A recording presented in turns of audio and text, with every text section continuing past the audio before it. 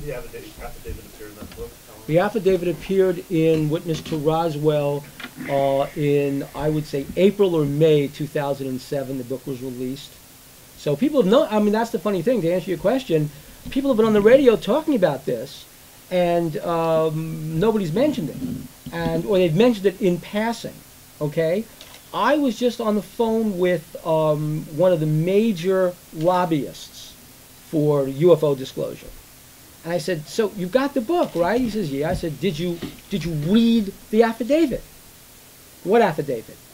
The affidavit all the way on the last page of the book. Well, no, I haven't gotten to it yet.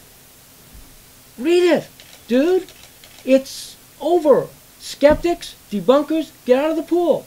I mean, there it is. It's all over. Let the Air Force come up with yet another cover-up myth, because the one witness who the Air Force relied on to tell the story now tells the real story, and there it is, in full print. So, I mean, that's a Hollywood producer. I'm talking with him the other day about another book that he wanted to get the author to give him and I said, well, do you have the book Witness of Roswell? And he said, yeah. Did you read the memo, or the affidavit? No. I said, go to the last page of the book and read the affidavit. Reads it, sends an email like in this 36-point type, mind-boggling. There it is. Anything else?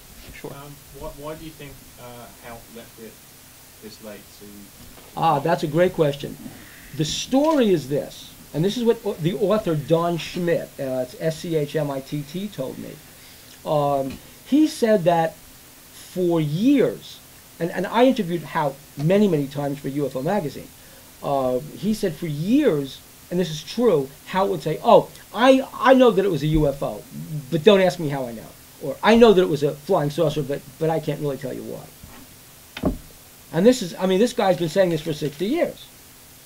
So finally, Don says, Walter, look, I know what you know, because he's been dropping hints. And then the latter years, Walter actually, George Filer, from Filer's Files on the internet, he told me, look, Walter told me that he saw the alien body.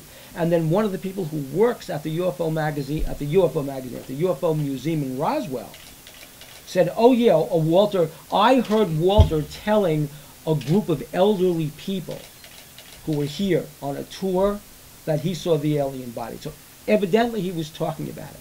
So finally, Don told me, he said, look, Walter, why don't you just write it out in an affidavit and seal it, right? So you're never going to have to break your promise to Blanchard, because that was really the issue. And he did. And he said not to be opened, and you'll see in the book, not to be opened until after my death. Thereafter, the family can dispose of it the way they want to. So his rationale was, very simply, he made a promise to Blanchard, a solemn oath to his best friend and commanding officer, never to reveal the truth, which was a cover-up of a cover-up.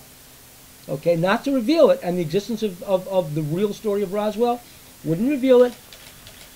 And after his death, however, he's released from his promise, and the family unseals the affidavit, and they didn't even know the full contents of that affidavit, Don Schmitt told me, until they opened it up. And the whole story is in that book, but it's a fascinating story of how this memo got to be released. How must, as you said, must have been quite an elderly gentleman by that point. I mean, yes, he was. I believe he was in his 80s, yes. And I think 83. Well, here's the funny thing about it. Yes. I mean, do all the arguments you want. Haupt was not just talking about it in the memo, but as I said, he was talking about it even before he wrote that affidavit. And of course, he was the guy on point. And when you read the actual text of this, which I encourage everybody to go out and get and read, when you read the actual text of this, now I've summarized it, you have it out there. When you read the actual text of this affidavit, what you see is the precision with which he lines up exactly the sequence of events. So it's not the rambling story told by a person, oh, I'm remembering this from 60 years ago. It's literally on July 8th, on Tuesday morning, we had the regular 7:30 a.m. staff meeting at the base. Those in attendance were Blanchard, Cabot, Marcel, Sanders, who was the personnel officer. Literally, he goes around the whole table. Then at the end of it, he says, and from Carswell. Now, there is no, he doesn't say, whoa, my God, mind-boggling. It just blew my mind. I can't believe it. I fell on the floor. Here's General Ramey. Nope. He says, and from Carswell, the commanding officer, General Roger Ramey, and his aide, Colonel Thomas DuBose, and he's saying it literally. This is a testamentary document. That is to say, it is not a story.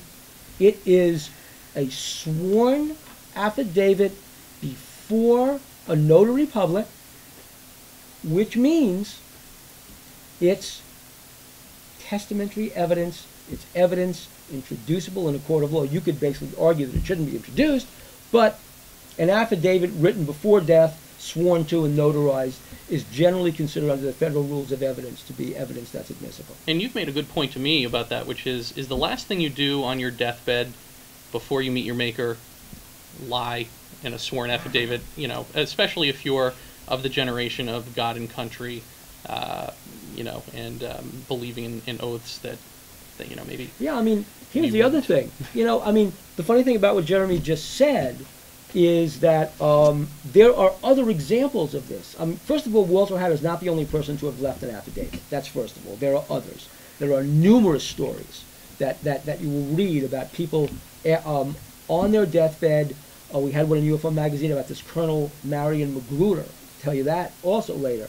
But he swore out a deathbed statement to his children, said, listen, here's the story I could never tell you when I was alive, and told the story of the alien that crashed at Roswell, that went to Wright Field, that he saw eye to eye, face to face, and they were doing tests on it, and it died. Who was Marion Magruder?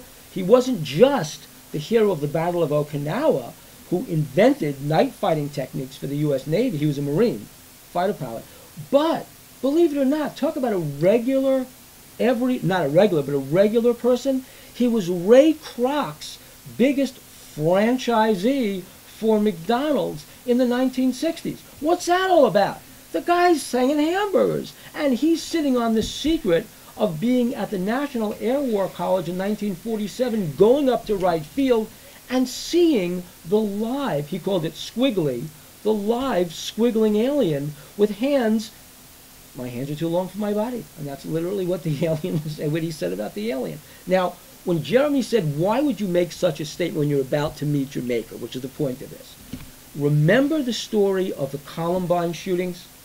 When Dylan Klebold points a gun at this girl's head and says, do you believe in God? Now, if somebody's pointing a gun at your head, hello, and says, do you believe in God? You're not going to say no to avoid the bullet. You're going to say, well, you know what? Whatever you do, dude, I believe in God. And sure enough, Klebold put the gun down and walked away.